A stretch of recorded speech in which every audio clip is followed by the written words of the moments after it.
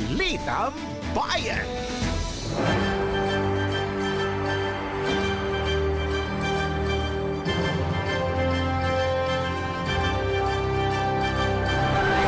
Silipin na natin ang ulo ng mga balita. Balitang Bayan. Habagat patuloy na nananalasa sa bansa, ilan pang lugar lubog pa rin sa baha. Balitang Bayan. Panibagong dagdag presyo sa mga produktong petrolyo, inilarga na. Balitang Bayan. Pondo ng NFA para sa direktang pagbili ng ani mula sa local farmers, kapos pa rin ayon sa grupo ng mga magsasaka. Balitang Bayan. Sa ibayong dagat, pamilya ng mga nasawi sa plane crash ng Jeju Air Flight sa South Korea, dismayado sa usad ng investigasyon ng mga otoridad. Balitang Bayan. Sa sports, basketballistang si Kevin Kiambao balik bansa na para sa FIBA Asia Cup 2025. Balitang Bayan. At sa mundo ng showbiz, radio DJ na baka marami nakakakilala dito si Nicole Hiala, tagumpay na sumailalim sa operasyon. Balitang Bayan.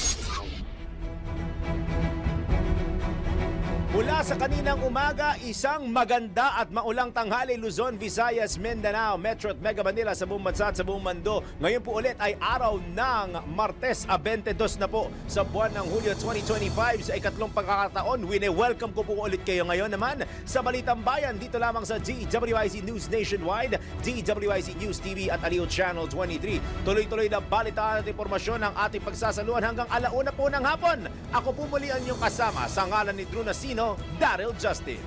Balitang Bayan. Habang hinihintay po natin ang pag-asa sa ating weather update sa oras na 4 at sandali makalipas ang alas 12 ng Martes ng tanghali. Yahoy! Tuloy tayo sa detalye ng mga balita. Balitang Bayan. Nakaranas ng pagbaha, matinding trapiko at mga lumulutang na basura ang ilang bahagi ng Metro Manila nitong Martes dulot ng southwest monsoon o ng hanging habagat. Sa Maynila, lumusong po sa baha ang mga commuter at motorista sa mga lansangan ng Roas Boulevard, P.O. Campos Street, UN Avenue at Calao Avenue. Punuan din ang mga jeep at bus na nagpapatagal sa pagsakay ng mga commuter.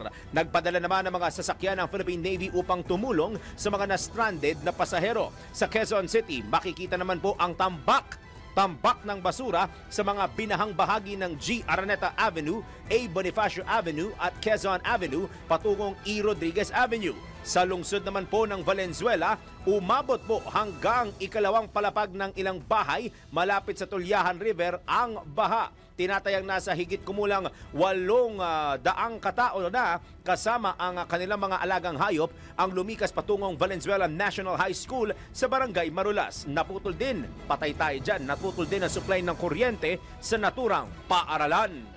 Balitang Bayan. Posible naman pong umabot pa hanggang sa araw ng Biyernes ang malalakas na mga pag-ulan dulot po ng hanging habagat. Ito'y dahil sa binabantayang not 1, not 2, pero 3 low pressure area na po sa loob ng Philippine Area of Responsibility. Gayunman, tuloy-tuloy ang pagtugon ng pamahalaan para sa mga apektado ng kalamidad. Una na nagpulong ang Office of the Civil Defense o OCD kasama ang lahat ng mga matataas na opisyal ng mga pangunahing ahensya ng pamahalaan. Tinalakay sa pagpupulong ang mga gagawing hakbang bunsod ng malalakas na pag-ulan sa kanlurang bahagi ng Luzon, gayon din sa ilang bahagi ng Visayas. Kasunod ito sa utos niya Pangulong Ferdinand Marcos Jr. na tugunan ang epekto ng habagat. Sa pinakahuling datos ng NDRRMC, pumalo na sa 225,985 na pamilya o mahigit sa 800,000 individual ang apektado sa iba't ibang lugar sa bansa dulot ng habagat.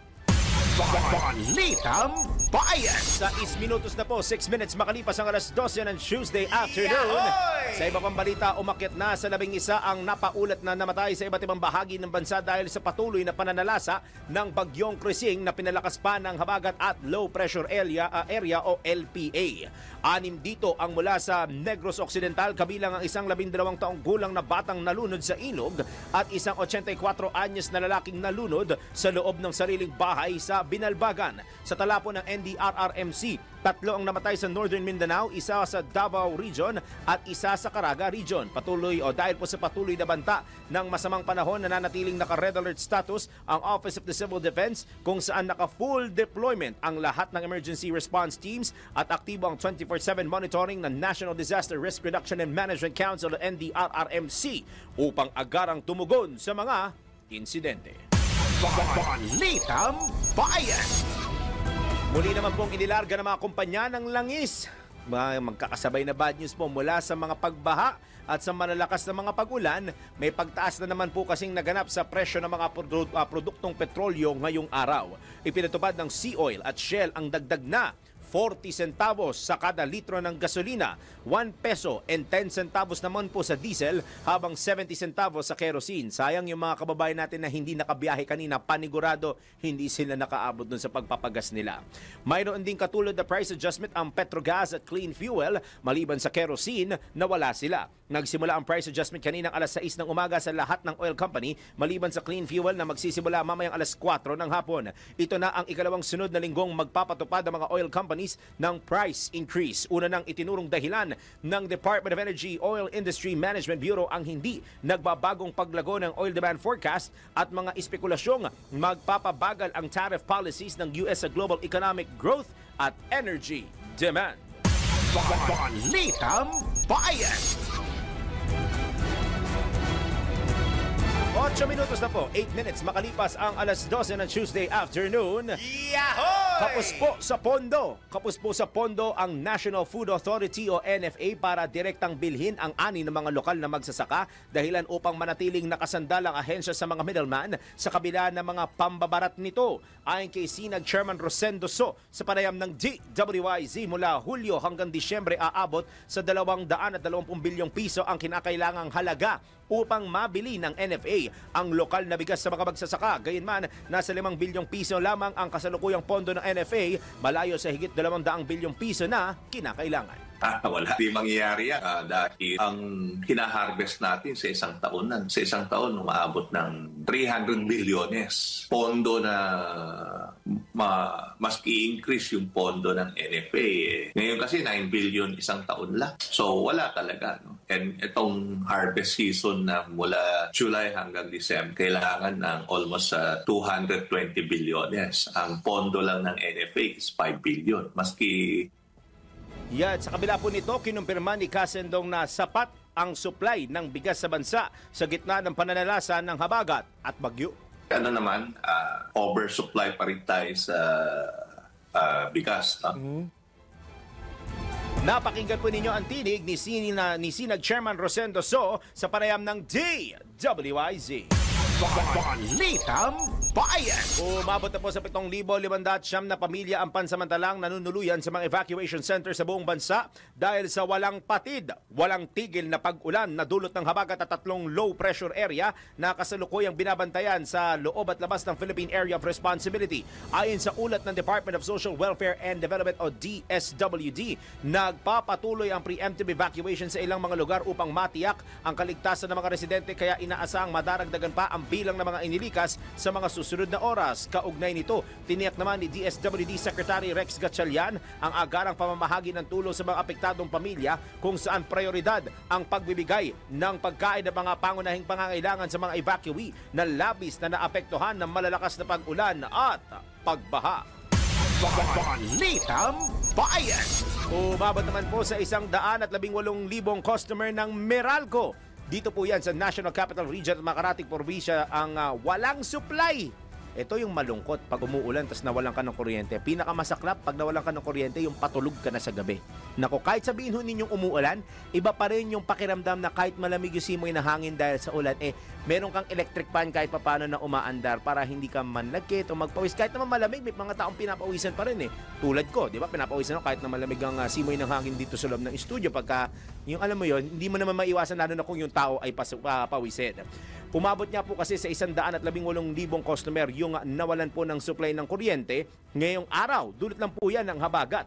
89% sa mga naapekto, sa mga apektado, ang lubog pa rin po sa baha habang ang 11% naman ay kasalukuyang inaayos ang pinsalang dulot po ng southwest monsoon. Sa ngayon, wala pang update ang Meralco kung kailan maibabalik ang supply ng kuryente sa mga apektadong lugar.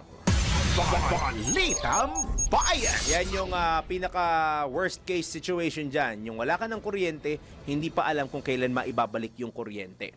Pumutok ang isang water pipeline ng Maynilad Water Services sa northbound lane ng Commonwealth Avenue sa Quezon City nitong Martes na madaling araw, kasabay ng malalakas na pag-ulan dulot ng habagat at low pressure area. Agad rumisponde mga tauhan ng Maynilad para ayusin ang sirang linya. Apektado ng insidente ang supply ng tubig sa barangay North Fairview kung saan pansamantalang nawalan ng tubig habang isinasagawa ang pagkukumpuni. Balitang Bayan. 12 minutos na po, 12 minutes makalipas sa alas 12 ng tanghali. Yahoy! Sa iba pa nating balita, inaasang muling magtutungo ngayong araw si Department of Social Welfare and Development o DSWD Secretary Rex Gatchalian sa ilang evacuation center sa Metro Manila upang personal na pangunahan ang pamamahagi ng tulong sa mga pamilyang naapektuhan ng patuloy na pag-ulan dulot ng low pressure area at habagat. Pero alam ko kasalukuyang nangyayari na ho ito na si DSWD Secretary Rex Gatchalian ay nag-iikot-ikot na para mag-inspect at mamahagi na rin po ng tulong. Kabilang sa mga lugar na bibisitahin po ng nasabing kalihim ang mga evacuation center sa Marikina, Quezon City at lalawigan ng Rizal. Dito ay inaasahan niya pong mamumuno sa distribusyon ng family food packs ang nasabing si Secretary Gatchalian para po sa mga evacuees. Kaugnay nito, nagpapatuloy po ang augmentation efforts ng DSWD para sa mga apektadong lugar, partikular sa mabilisang pamamahagi ng mga family food packs. Balitang Bayan. Hinimok po ni Dr. Mahar Lagmay, ang Executive Director ng UP Nationwide Operational Assessment of Hazards o NOAA Center, ang pamahalaan at mamamayan na gamitin ng ADGAM at ang makabagong teknolohiya bilang pangunahing gabay sa pagresolba ng paulit-ulit na pagbaha at iba pang kalamidad sa ating bansa. Sa panayam ng DWIZ, binigyang diin ni Dr. Lagmay na maraming problema sa pagbaha lalo na sa Metro Manila ang matagal nang umiiral ngunit hindi agad natutugunan dahil sa kakulangan ng datos, teknikal na pag-unawa at tamang implementasyon. Aniya ang mga madalas bahain ay hindi malalaking ilog kundi yung mga sangasangang creek o maliliit na daluyan ng tubig na mabilis umapaw kapag umuulan. Marami pa tayong kailangan gawin kasi kailangan mag-research din tayo, maintindihan natin kung ano yung problema para mahanap natin yung tamang solusyon. Gagamit tayo ng teknolohiya para makita kung ano talaga yung problema, para maintindihan. Kasi mahirap maghanap ng solusyon kapag hindi natin naiintindihan. Gayunpaman, pinunto rin ni Dr. Lagmay na hindi madali ang implementasyon ng mga bagong solusyon lalo na kung taliwas ito sa nakasanayang proseso ng gobyerno at komunidad. Iba pa yung research at yung actual implementation. Nakikita mo yung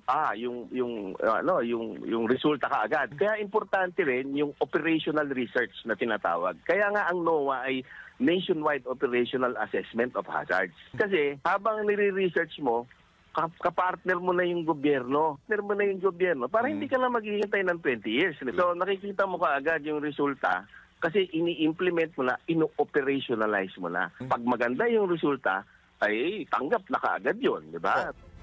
Napakinggan po ninyo ang tinig ni UP NOAA Center Executive Director Dr. Mahar Lagmay sa panayam ng DWIZ.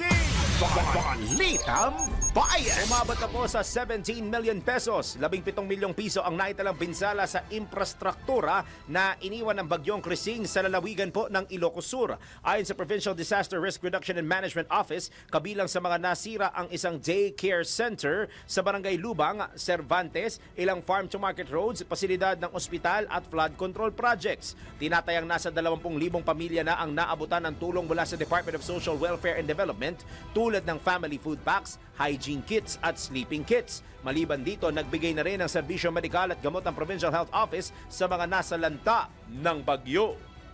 Balitang Bayan.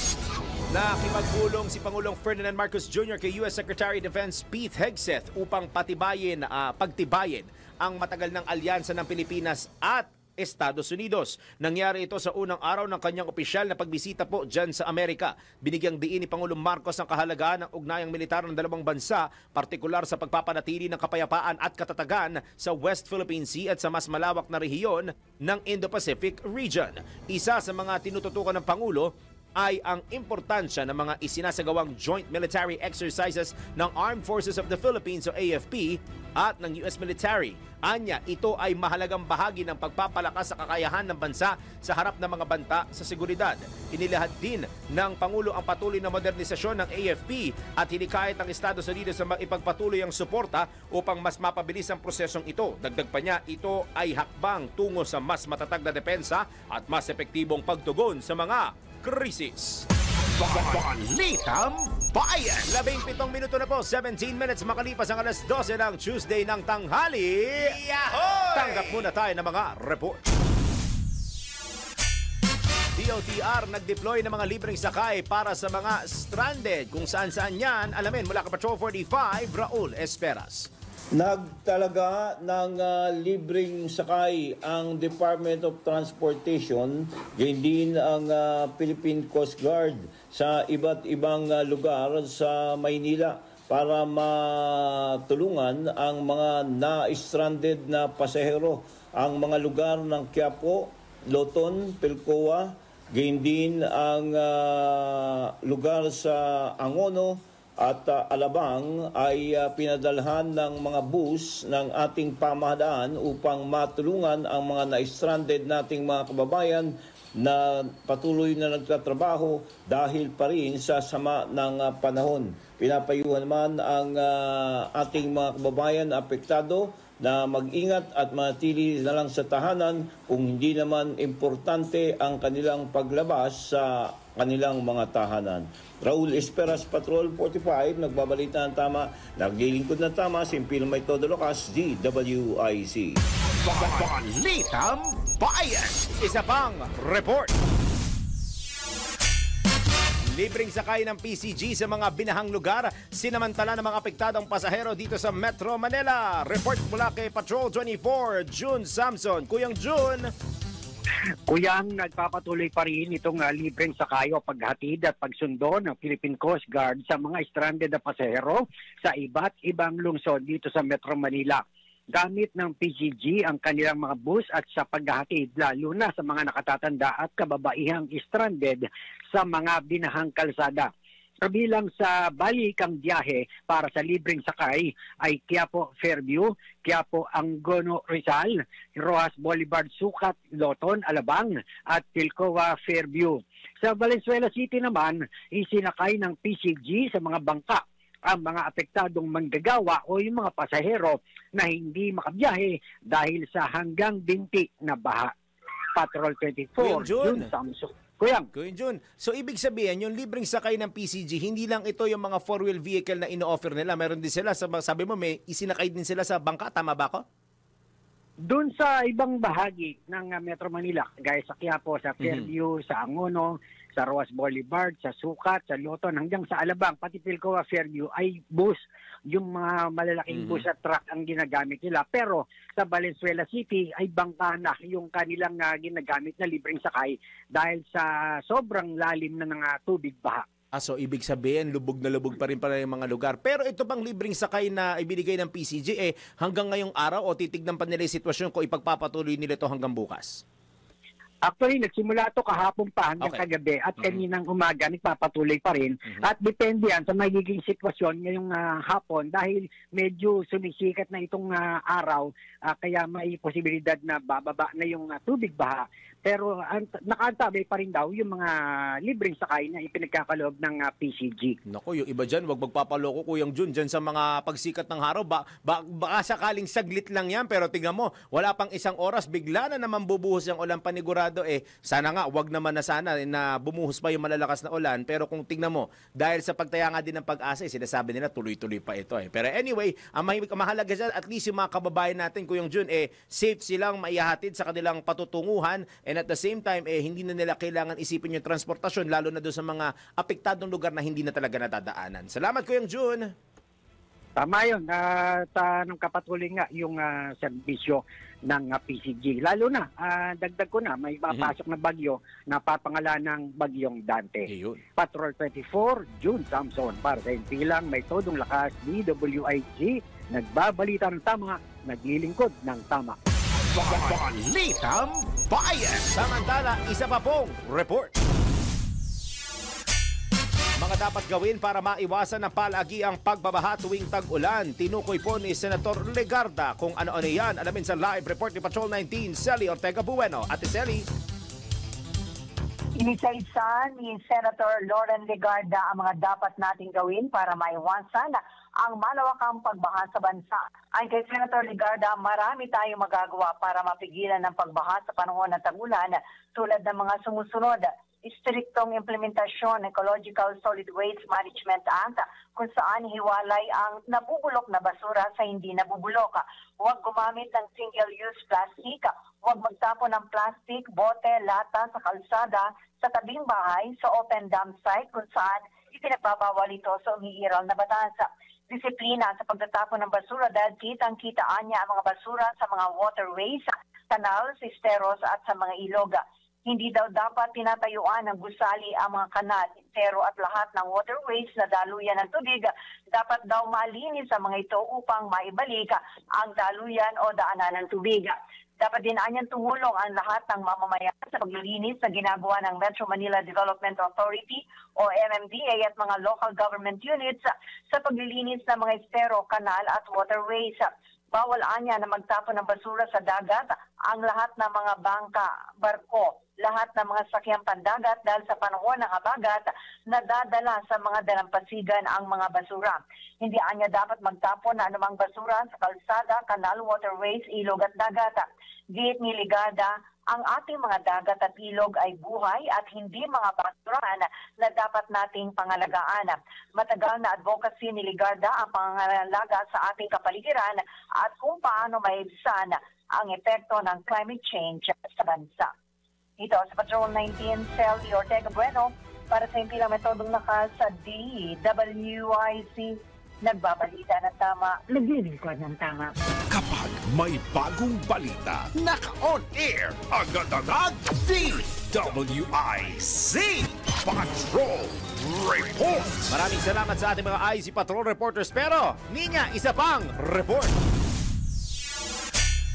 PCSO nagkaloob ng mandatory contribution sa DOE at SHED. Report mula kay Angelo Bainyo. Ibinigay ng Philippine Charity Sweepstakes Office o PCSO ang kanilang mandatory contributions sa Department of Energy at Commission on Higher Education. Tumanggap ang DOE ng 195.8 million pesos habang 138.4 million pesos naman ang ipinagkaloob sa CHED. Ang kontribusyong ito ay alinsunod sa Republic Act No. 9513 at Republic Act No. 7722 na nagtatakda ng kaukulang porsyento mula sa kita ng PCSO para suportahan ang mga programa ng gobyerno. Bahagi ito ng mandato ng ahensya na tumulong sa mga proyektong pangkalusugan, edukasyon at kawang gawa. Yan ang PCSO, hindi umuurong sa pagtulong. Angelo Bainyo, nagbabalita ng tama, naglilingkod ng tama.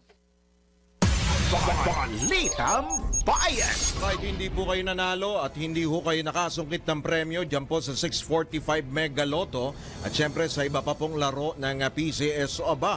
Good news pa rin naman po dahil alam nyo po ba na ang bawat taya po ninyo sa Philippine Charity Sweepstakes Office ay kawang gawa. Opo, sa bawat ticket po ninyo sigurado tiyak meron po tayong mga natutulungan o mga matutulungan pong mga kapwa Pinoy sa kanila pong pangangailangan medikal lalo po yung may mga malubhang sakit o karamdaman.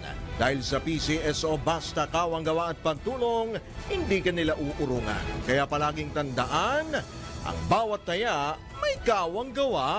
Balitang Bayan. Iba pa mga balita sa pagbabalik ng Balitang Bayan, Philippine Standard Time. Yahoy! Hoy, 26 minutos na makalipas ang alas 12 ng tanghali. Babalik po tayo sa ikalimang sigwata ng Balitang Bayan. Kasama niyo pa rin po Daryl Justin sa oras po na alas 12:30 na po, imputo 12:30 na po na magandang Tuesday afternoon. Yun, tayo po ay maghihingi po ng update. Alam naman natin na marami pa rin sa mga kababayan natin ang mga nag-stay at home lang sa mga araw na ito, pero yung iba hindi pa rin maiwasan na kailangan nilang bumiyahe sa labas ng kanika nilang mga tahanan. Yung iba naman ay yung iba naman ay kinakailangan dumaan po sa mga expressway para sila ay makapunta sa kanilang mga paroroonan.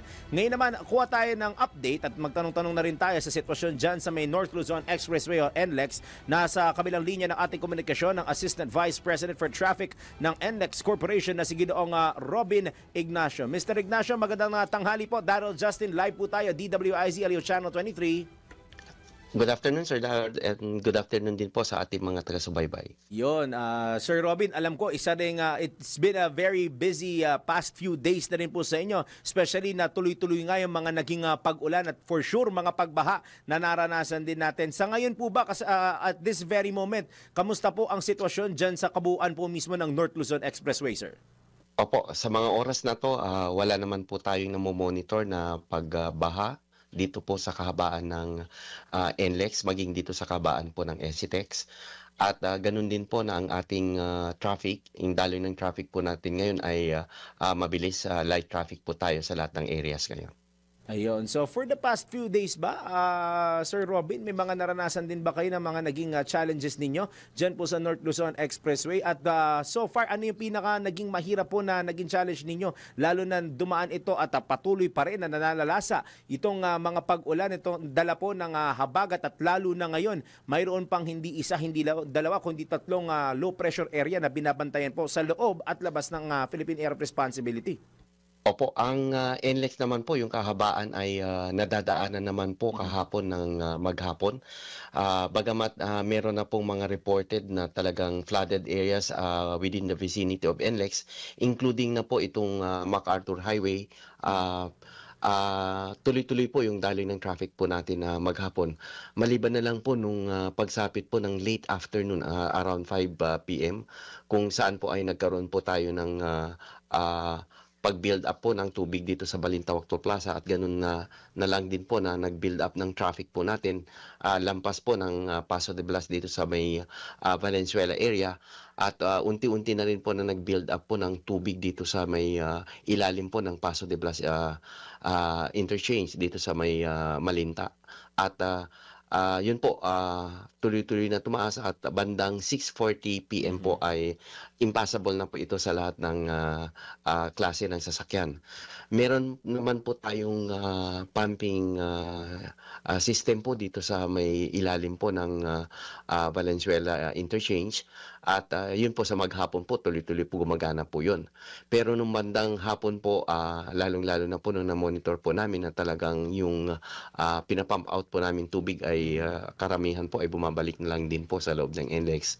Nasabayan pa po ng talagang malakas na pagbuhos po ng ulan kaya po ganun na lang po kabilis yung pagtaas po ng tubig dito po sa ilalim ng Paso de Blas interchange po. So stranded po yung ating mga motorista dito sa loob ng expressway hanggang midnight po.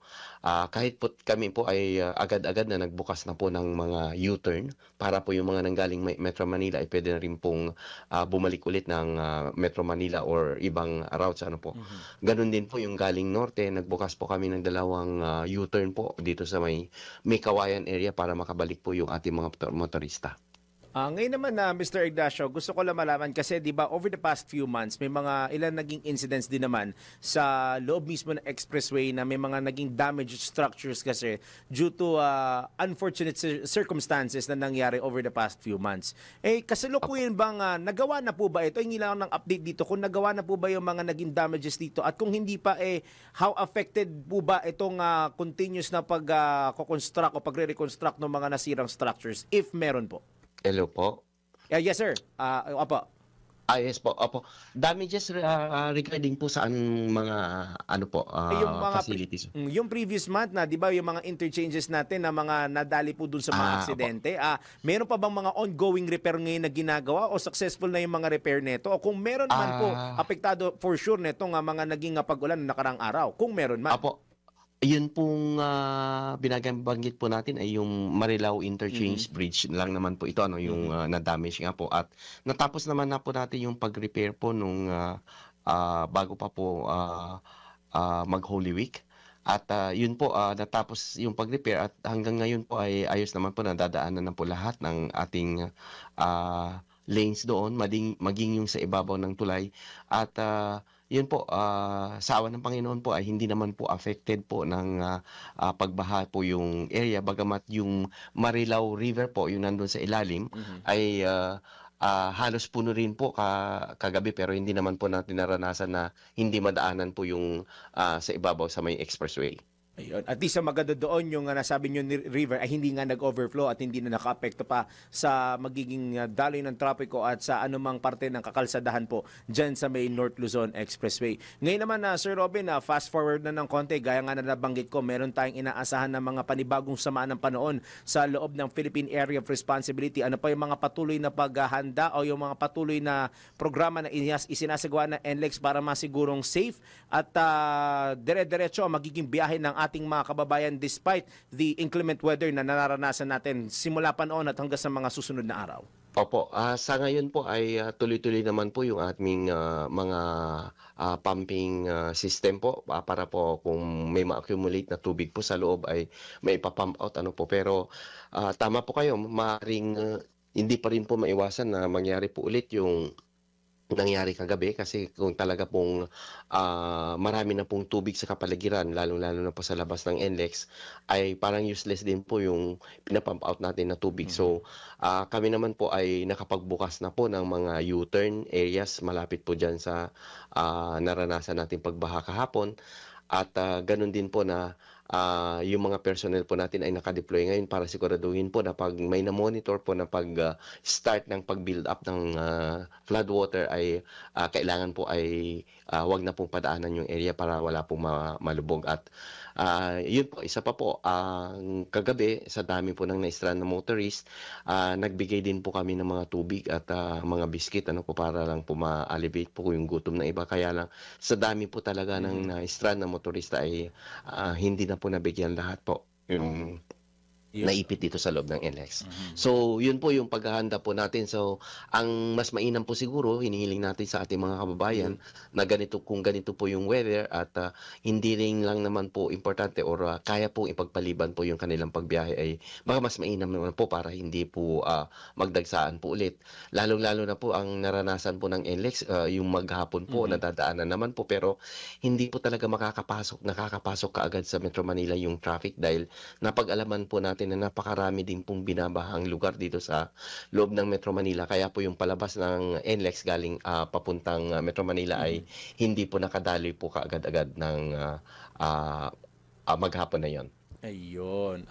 Di ko na rin patatagalin, Sir Robin. Baka may dagdag pa kayo doon sa mga nabanggit ninyo na paalala o abiso sa ating mga kababayan na babiyahe o kasalukuyang bumabiyahe ngayon sa NLEX. Bigyan pa kita ng isa pa pagkakataon, sir, para sa inyong mga announcements or mga reminders sa ating mga kababayan. Go ahead, sir. Yes, sir. Opo, manatili po silang mag-monitor po ng kasalukuyang sitwasyon po ng traffic dito sa loob ng NLEX at SCTEX.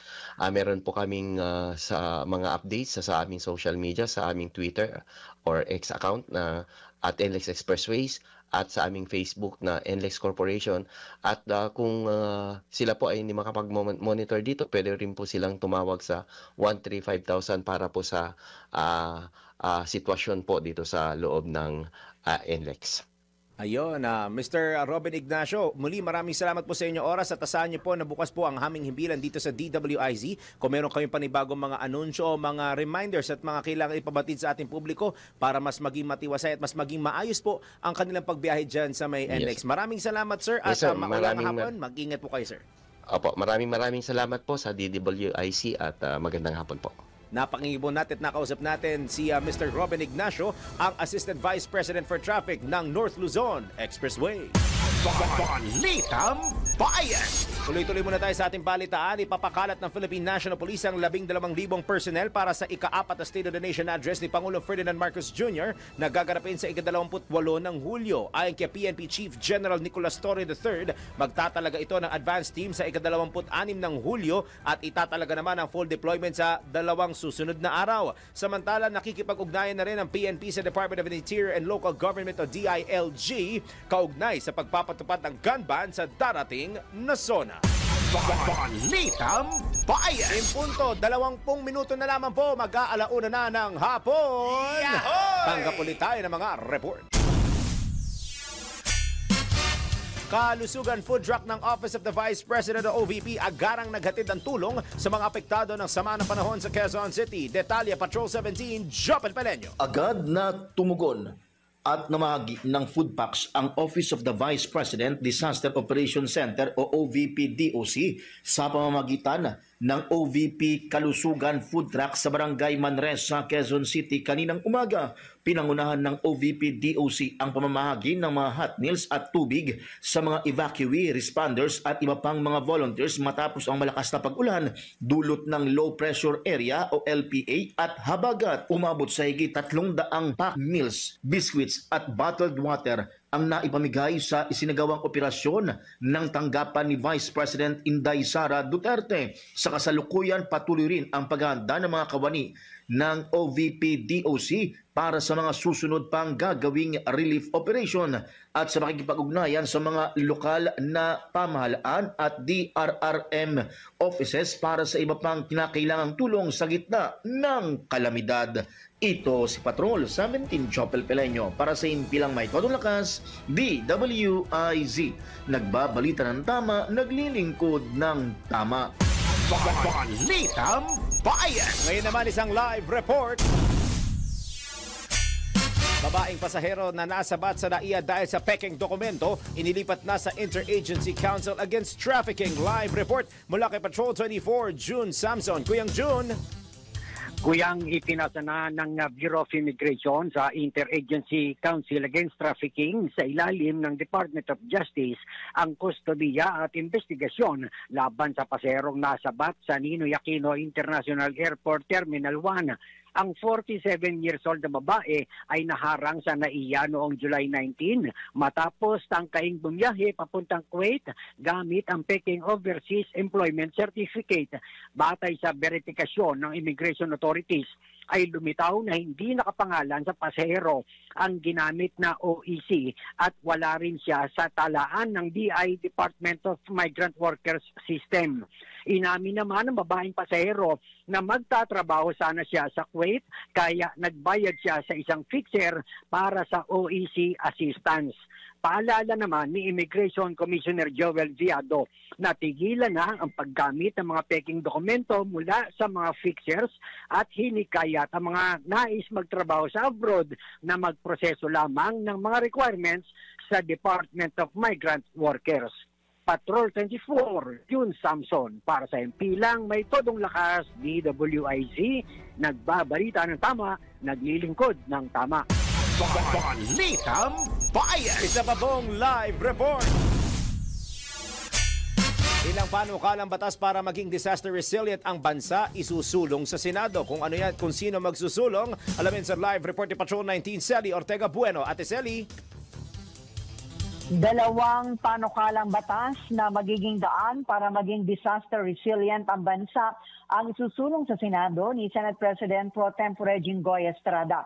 Ito ay ang panukalang pagtatatag ng Department of Disaster Resilience o DDR at ang Disaster Food Banks and Stockpile Act. Layunin ng panukalang batas na ito na baguhin at pag-ibayuhin pa ang disaster preparedness at response system ng pamahalaan lalo't sunod-sunod na naman ang malalakas na pagulan sa maraming lugar sa bansa na nagdudulot ng malawakang pagbaha. Sa ilalim ng panukalang lumikha ng Department of Disaster Resilience, ito ang magiging pangunahing ahensya ng gobyerno na mangunguna sa disaster risk reduction and management, climate adaptation, emergency response at long-term recovery. Sa klaw ng DDR, lahat ng natural at biological hazards tulad ng bagyo, lindol, pandemya, pagputok ng bulkan at iba pang climate-related threats. Samantala, ang Disaster Food Bank and Stockpile Act ay layunin naman magtatag ng food and supply hubs sa bawat lalawigan at syudad upang matiyak ang mabilis at epektibong pagpapalit ng tulong tuwing may kalamidad o krisis. Tinukay ni Estrada na madalas ay naantala ang paghatid ng tulong dahil hindi kaagad nakarating sa lugar ang relief efforts ng pamahalaan. Malaking tulungan niya ang paglalagay ng food banks sa bawat lugar lalo na sa mga nangangailangan at mga nakatira sa malalayong komunidad na siyang pinaka-prioridad ng naturang panukalang batas. Ito sa Patrol 19, Sally Ortega Bueno para sa Impilang Metodong Lakas sa DWIZ Nagbabalita ng tama, naglilingkod ng tama. Kapag may bagong balita, naka-on air, agad-agad, DWIZ Patrol Report. Standby muna, Patrol 38, Jen Patrolya, standby. Magbabalik ang Balitang Bayan makalipas lamang ilang paalala. Philippine Standard Time. Hoy, 15 minutos na lamang bago mag-alauna ng hapon. Balik po tayo dito sa Balitang Bayan sa oras po na 11 minuto na lamang po, 11 minutes bago mag-alauna ng hapon. Kasama niyo pa rin sa balitaan sa ngalan ni Drew Nasino, Daryl Justin. Balitang Bayan. Dako muna tayo sa latest mula sa Filipino Mirror. Bukas po ang Pilipinas na ibaba ang taripa sa ilang produkto mula sa Estados Unidos bilang bahagi ng layunin nitong makakuha ng zero o mas mababang reciprocal tariff mula sa US. Ayon kay Finance Secretary Ralph Recto, pipili ang bansa ng mga produkto na babawasan nila ng taripa upang makumbinsi si US President Donald Trump na ripasuhin at pagaanin ang 20% taripa sa mga produktong Pilipino. Dagdag pa ni Secretary Recto, ang pagbabawas sa taripa sa ilang US goods ay hindi inaasahang magkakaroon ng malaking epekto sa bansa pero naibigay na nila kay Special Assistant to the President on Investment and Economic Affairs Frederick Go ang mga produktong pwedeng isama sa negosasyon. Itinutulak din anya ng Pilipinas ang posibleng free trade agreement sa pagitan ng dalawang bansa. Sa pinakahuling datos mula sa Philippine Statistics Authority, lumitaw na sa Estados Unidos ang may pinakamataas na export value na nagkakahalaga ng $1.115 billion o 15.3% ng kabuuang exports ng bansa noong Mayo. Balitang Bayan. Sa iba pa nating tampok na balita sa oras na ito, pinaghahandaan na ng Philippine National Police o PNP ang posibleng pagbuhos ng ulan sa ika-4 na State of the Nation address ni Pangulong Ferdinand Marcos Jr. Dahil dito, ayon kay PNP Chief General Nicolas Torre III, pinaplano na nila ang pamimigay ng mga panangga sa ulan tulad ng mga payong para sa mga pulis na ide-deploy. Sa ngayon, patuloy pa rin pinaplansya ng pambansang pulisya ang iba pang mga ipatutupad na hakbang upang masiguro ang seguridad sa zona kasabay ng inaasahan pong sama ng panahon. Samantala, sinabi ni General Torre na wala silang namomonitor na anumang banta sa darating na SONA 2025. Balitang Bayan. Inimok naman po ni PNP Chief General Nicolas Torre III ang mga rallyista sa darating na State of the Nation address ni PBBM na huwag nang magsunog ng effigy. Ayon kay PNP Chief Torre, bagamat freedom of expression ang pagsusunog ng effigy, labag pa rin ito sa environmental law. Gayunman payo ng PNP Chief sa mga rallyista na kumuha ito ng permit sa mga lokal na pamahalaan kung nais nitong magsunog dahil maaari silang maaresto kung basta na lamang nila ito gagawin.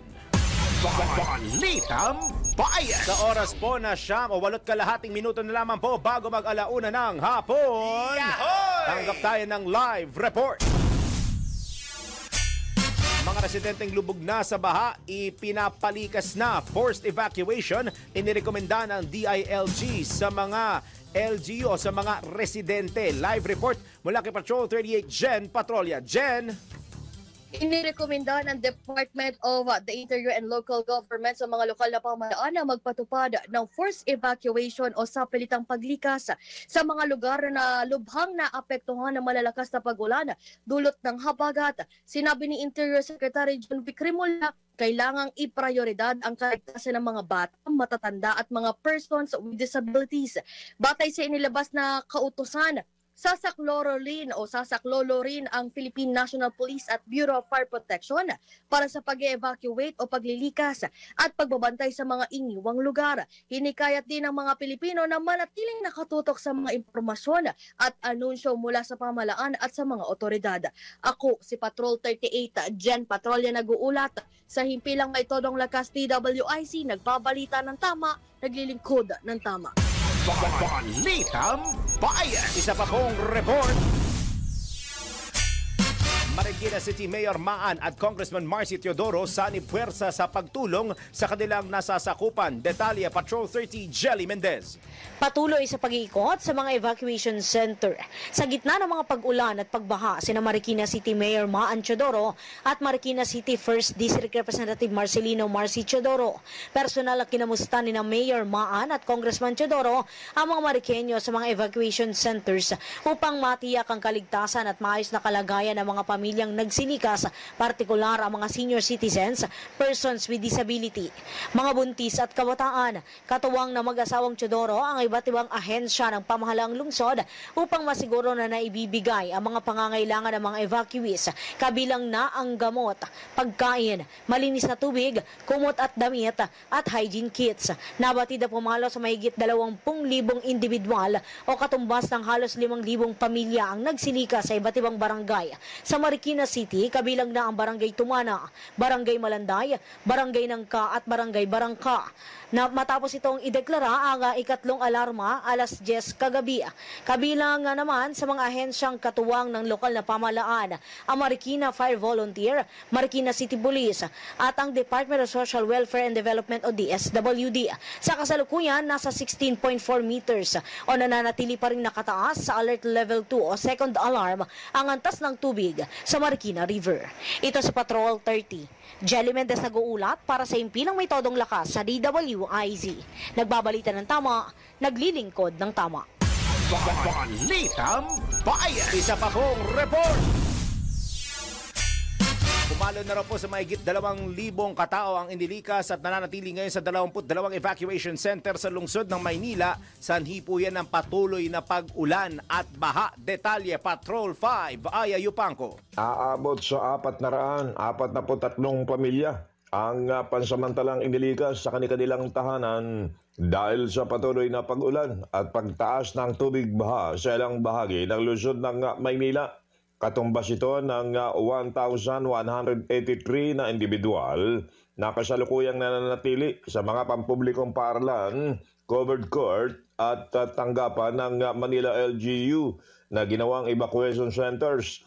Pinakamarami sa mga inilikas ay mula sa District 3 na nasa 133 pamilya o 350 individual na nakatira mula sa Barangay 268 hanggang 394. Ang Manila Department of Social Welfare naman ay kasalukuyang nagsasagawa ng monitoring at nagbibigay ng kaukulang tulong sa mga apektadong pamilya na nananatili sa mga evacuation centers. Nakipag-ugnayan din sila sa bawat barangay at iba pang ahensya ng pamahalaan upang kapwa magpatuloy sa pagsubaybay, pagbibigay ng tulong at pagtiyak sa kaligtasan ng bawat residente. Ito si Patrol number 5. Ayaw pa ako para sa implemento ng lakas. DWIC. Nagbabalita ng tama, naglilingkod ng tama. Kapag may bagong balita, naka-on air, agad-agad, DWIC Patrol Report. Sa mundo ng palakasan, ang latest malalaman sa DWIZ Sports News. Balik bansa na po ang basketballistang si Kevin Kiambao matapos itong lumahok sa Summer League ng NBA. Pagbalik agad itong nag-ensayo kasama ang Gilas Pilipinas para sa paghahanda sa FIBA Asia Cup 2025. Ayon kay Head Coach Tim Cone, malaking tulong sa kanila ang presensya ni Kiambao sa ensayo ng koponan. Sasabak ang Gilas Pilipinas sa FIBA Asia Cup na gaganapin sa Saudi Arabia sa buwan ng Agosto. Balitang Bayan. Ito na ang latest, bagong-bago, fresh na fresh, DWIZ Showbiz News. Ay, ito na! Walang kabuguran sa buhay. Uy, good news po ito sa mga kasama natin sa larangan ng media. Matagumpay po ang pagsasailalim sa total thyroidectomy ng radio personality na si Nicole Hiala. Ito ang masayang ibinahagi ni Nicole kasunod ng pagpapaabot niya ng pasasalamat sa kanya mga doktor at sa lahat ng nagdasal para sa kanya sa gitna ng laban kontra cancer. Magagunitang na-diagnose ng thyroid cancer si Nicole noong Enero na kanya ring isinapubliko. Kasalukuyang nagpapagaling po ang nasabing radio DJ sa kanyang bahay matapos ma-discharge noong Hulyo 20. Balik trabaho naman siya sa unang bahagi ng Agosto at kumpiyansa siyang magtutuloy-tuloy ang kanyang paggaling. Balitang Bayan. Nag-iingat muli natin ang lahat ng mga kababayan natin lalo na dito sa Luzon dahil bagamat may pagsikat na ng araw siguro sa ilang bahagi, wag po kayo magpapaloko dahil tuloy-tuloy pa rin po ang malakas na paghihip ng hanging habagat kaya magdala pa rin po ng panangga sa ulan at kung walang mahalagang lakad ipagpaliban at manatili na naman sa inyong mga tahanan at tumutok dito sa atin para sa pinaka-latest updates ukol sa lagay ng panahon. Yan po ang mga balitang itinampok sa Balitang Bayan ngayong Tuesday afternoon. Maraming salamat sa pagsalo sa akin sa isang oras na palitaan sa ngalan ng buong pwersa ng DWIZ Alio Channel 23 at sa ngalan po ni Drew Nasido sa ikatlong pagkakataon. Ako po si Daryl Justin, nagbabalita ng tama, naglilingkod ng tama. Antabayanan ang susunod programa. Bago yan, samahan nyo ako ulit mamaya. News Scoop alas 4 hanggang alas 5 ng hapon. Pero ngayon, stay tuned, standby po, DWIZ Network News. Susunod na, kasama si Gargar, Angela Bain at si Lady G, Gia Rafael.